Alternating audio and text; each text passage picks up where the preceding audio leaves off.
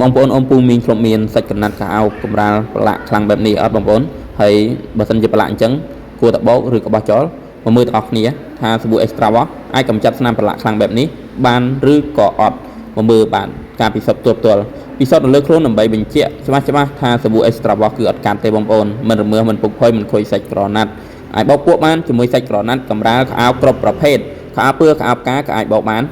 ស័ក្តិសមបំផុតសម្រាប់បងស្ត្រីមានផ្ទះអាជីវកម្មបោកអ៊ុតទេសនៈសន្តាគាររីសតរោងការរោងបុណ្យនៅបានដែលមានបញ្ហាកម្រាលឬក៏សាច់ក្រណាត់ដែលប្រឡាក់ខ្លាំង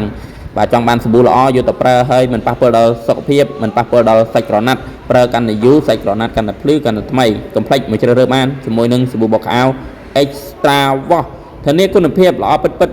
100%មកស្ដាប់ feedback ទាំងអស់គ្នាបងប្អូនគួរជ្រះល្អបងស្អាតថ្លែងដើកអីថ្លែងតិចអីញីតែម្ដងពីរដងអស់ហើយតែបើយើងថ្លែងដើកខ្លាំងយើងញីម្ដងពីរដងវាអត់អស់ហើយប៉ុន្តែកៅអៅសស្អាតភ្លឺជាងមុនអញ្ចឹងណាខ្ញុំទិញយកមកគួរកៅអៅរៀនកូនខ្ញុំដោយសារតែគាត់ក្មេងគាត់លេងប្រឡាក់ខ្លាំងពេកខ្មៅពេកដល់ពេលខ្ញុំត្រាំសេរូនឹងទៅគ្រាន់តែត្រាំហ្នឹងអត់ទាន់គូអេដីហ្នឹងចេញបណ្ដាយឡើងពេញទឹកអីដល់ពេលខ្ញុំញីជ្រះចឹងទៅកៅអៅឡើងភ្លឺខុសគ្នាខ្លាំងណា